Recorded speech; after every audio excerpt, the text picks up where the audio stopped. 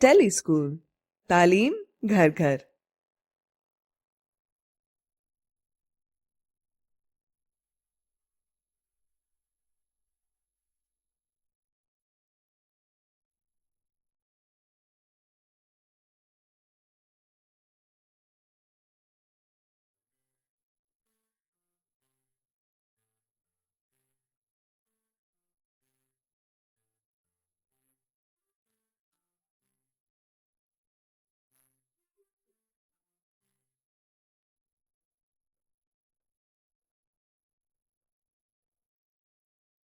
हर जानदार को खुराक की ज़रूरत होती है। क्या आप अंदाज़ा लगा सकते हैं कि क्यों? नशोनुमा और तवानाई और बेहतर तौर पर काम करने के लिए। एक जानदार जैसे खुराक हासिल करता है, इसे तैयार करता है, जज्ब करता है और यहाँ तक कि इसे जिस्मानी मादों में तब्दील करता है, इसे तग़ज़िया या न्यूट्रिशन कहा जाता है। ग़िज़ाइयत की दो किस्में हैं, खुद तग़ज़ियाई यानी ऑटोट्रॉफिक न्यूट्रिशन और मुख्तलिफ नोई तग़ज़िया यानी हेटरोट्रोफिक न्यूट्रिशन। वो जानदार जो पानी, नमकियात, कार्बन डाइऑक्साइड और सूरज की रोशनी जैसे गैर नामियाती यानी इनऑर्गेनिक मादों की मदद से अपनी खुराक तैयार कर सकते हैं, वो ऑटोट्रॉफिक कहलाते हैं। क्या कोई मिसाल जहन में आती है?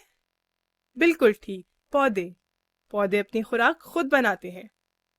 हेटरोट्रोफ्स अपनी खुराक दूसरे जानदारों से हासिल करते हैं। क्या आप कोई मिसाल दे सकते हैं?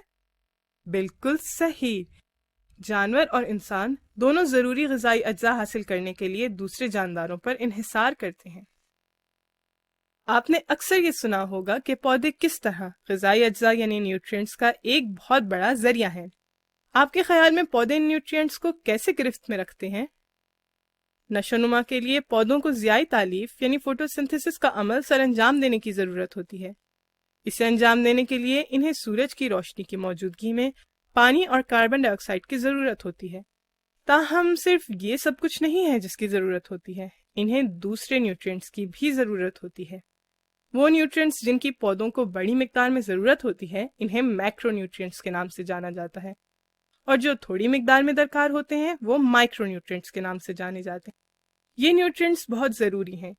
कुछ फोटोसिंथेसिस के अमल में बराह रास्त इस्तेमाल होते हैं, जबकि कुछ को मुख्तलिफ खामिरों यानी एंजाइम्स को मुतहरिक करने या दीगर अहम आमाल सरंजाम देने के लिए इस्तेमाल किया जाता है। मिसाल के तौर पर, जब आप केक बना रहे होते हैं, अगर आप तनासुब में छोटी सी भी गलती करते हैं तो आपके केक का जायका इतना अच्छा नहीं होता। बहुत ज़्यादा चीनी की वजह से आप तबीयत अजीब सी महसूस करेंगे, जबकि बगैर चीनी के वो बेजायका हो जाएगा।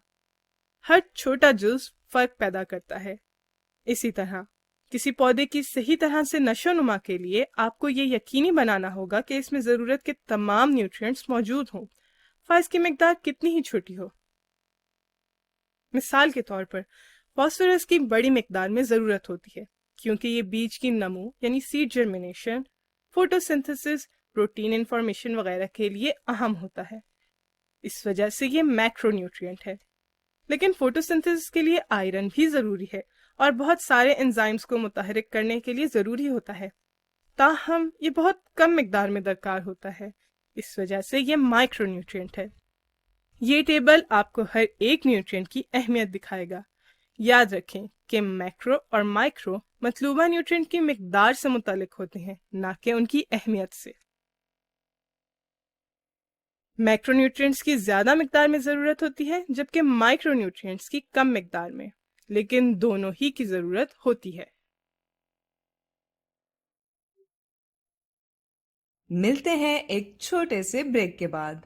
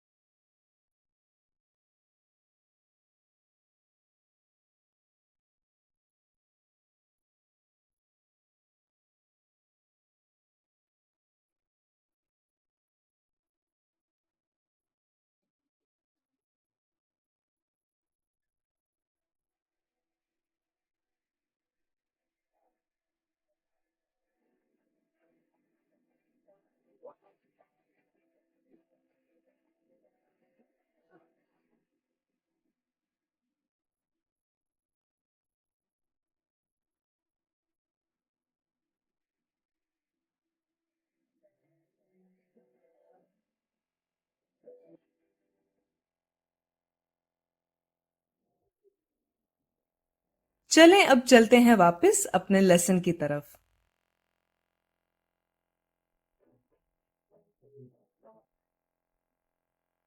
हम सब इस बात पर मुत्तफिक हो सकते हैं कि हम जो खाते हैं उससे हमारे जिस्म पर असर पड़ता है। पौधों में भी ऐसा ही होता है। अब आप शायद ये सोच रहे होंगे कि पौधे क्या खाते हैं और क्या वो अपनी खुराक खुद नहीं बनाते? आप ठीक सोच रहे हैं, लेकिन इस खुराक को बनाने और दीगर अमाल को चलाने के लिए पौधों को ग़िज़ाई अज्जा यानी कि न्यूट्रिएंट्स की जरूरत होती है, खास तौर पर नाइट्रोजन और मैग्नीशियम।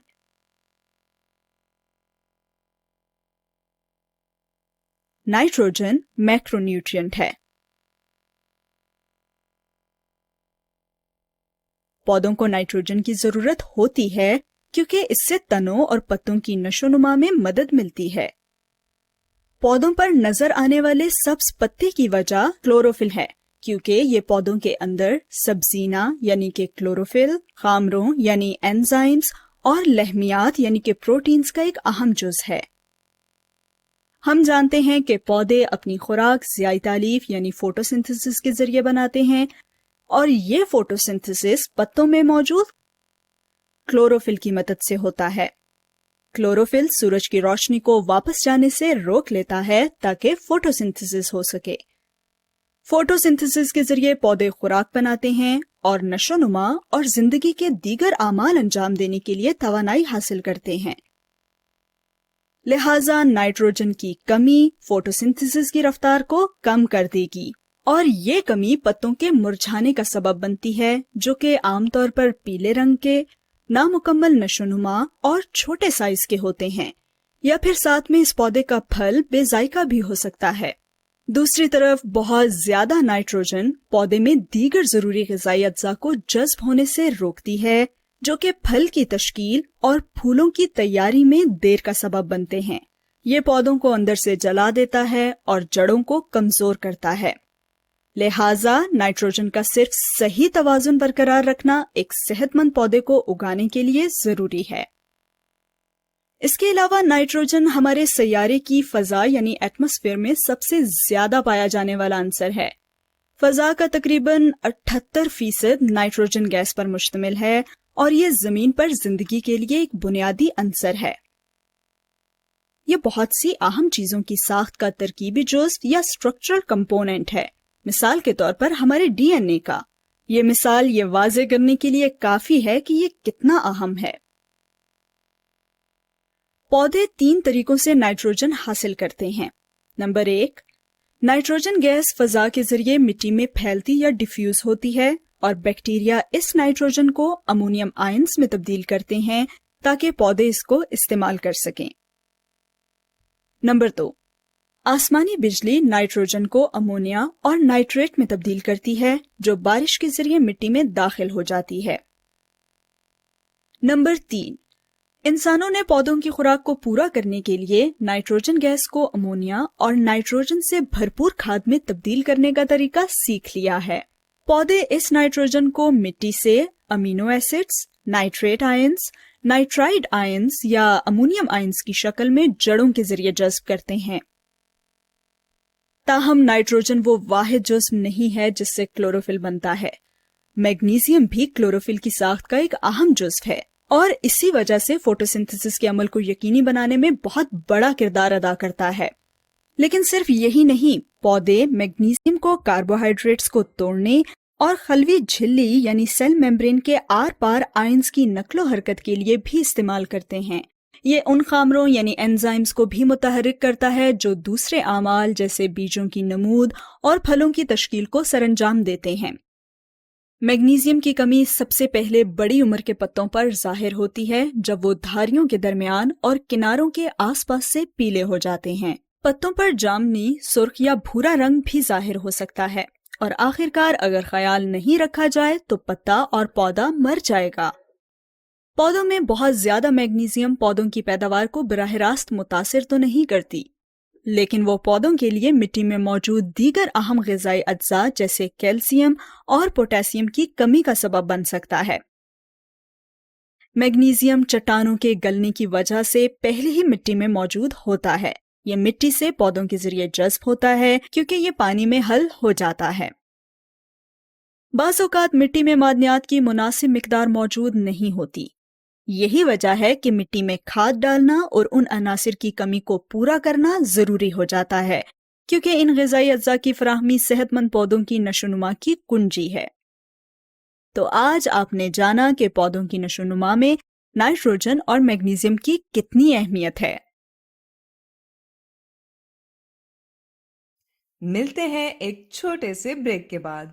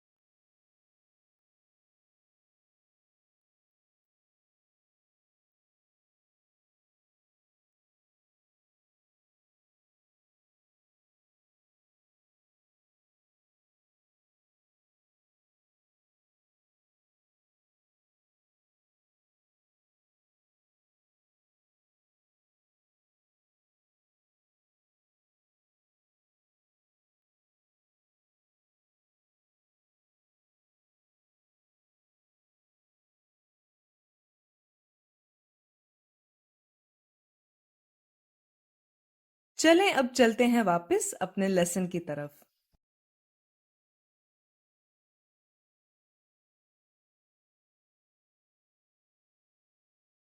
کھاد یعنی فرٹیلائزر پودوں کی خوراک ہے۔ یہ قدرتی بھی ہو سکتی ہے اور انسانوں کی طرف سے ارادتاً مٹی میں ملائی بھی جا سکتی ہے۔ کھادوں میں مختلف غذائی اجزاء یعنی نیوٹرینٹس ہوتے ہیں جو پودوں کی افزائش اور نشو و نما کے لیے ضروری ہیں۔ ہزاروں سال پہلے جب انسانوں نے خوراک کے لیے پودوں کی کاشت شروع کی تو ان کے لیے مٹی کا خاص خیال رکھنا ضروری تھا۔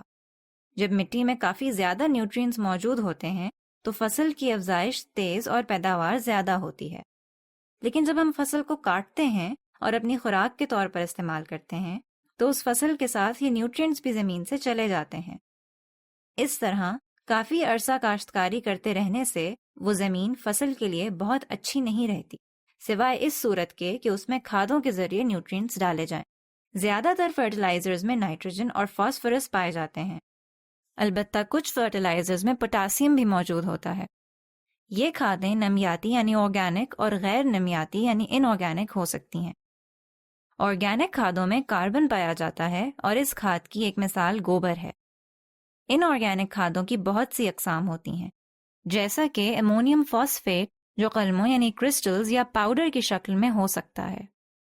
چونکہ ہم نے کھادوں کو بڑے پیمانے پہ بنانا سیکھ لیا ہے اور ہم بڑے پیمانے پر زیادہ فصلیں اگانے کے قابل ہو گئے ہیں، اس لیے انسانی آبادی میں تیزی سے اضافہ ہوا ہے۔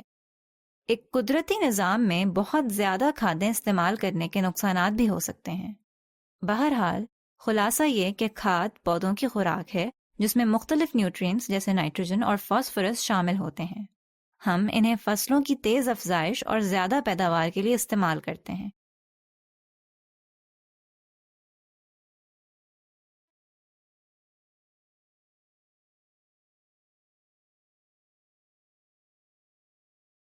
ملتے ہیں ایک چھوٹے سے بریک کے بعد۔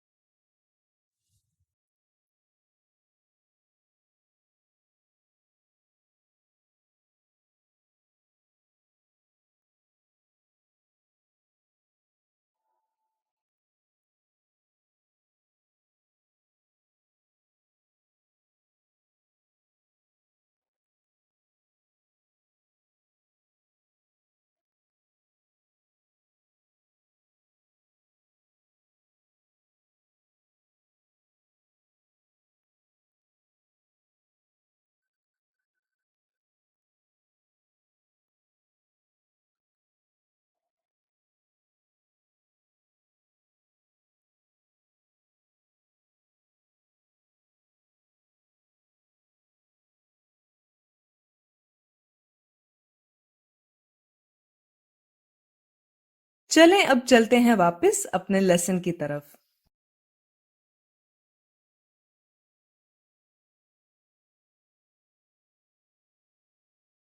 یوٹروفیکیشن ایک ایسا عمل ہے جو پانی کے ذخائر جیسا کہ دریا یا جھیل وغیرہ میں اس وقت رونما ہوتا ہے جب بہت سے غذائی اجزاء یعنی نیوٹرینٹس ایک ہی نظام میں داخل کر دیے جاتے ہیں۔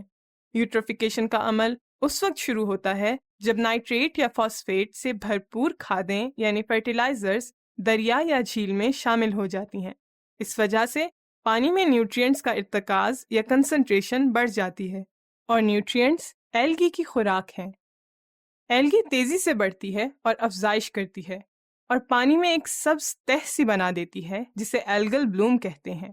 یہ ایلگل بلوم پانی پر پڑنے والی سورج کی روشنی جذب کر لیتی ہے اور روشنی پانی کی تہ تک نہیں پہنچ پاتی۔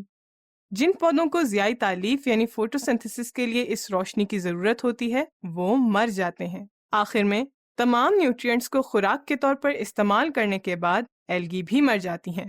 اس کے نتیجے میں بیکٹیریا مرے ہوئے پودوں اور ایلگی کو اپنی خوراک بنانے کے لیے توڑتے ہیں۔ اس سے پانی میں مزید نیوٹرینٹس دوبارہ پیدا ہوتے ہیں اور ایلگل بلوم کا چکر پھر سے شروع ہو جاتا ہے۔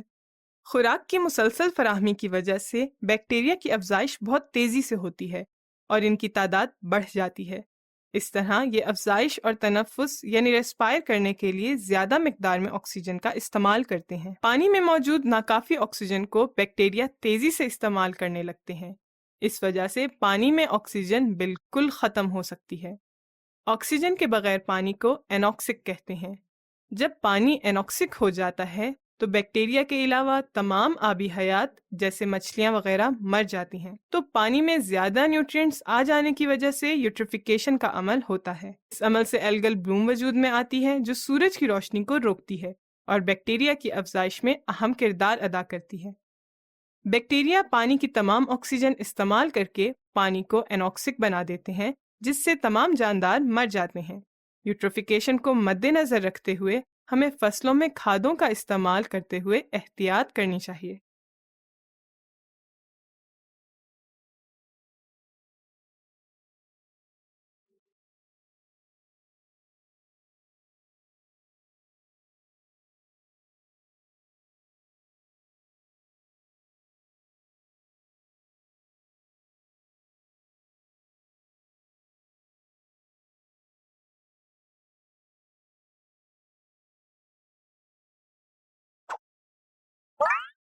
ٹیلی اسکول، تعلیم گھر گھر۔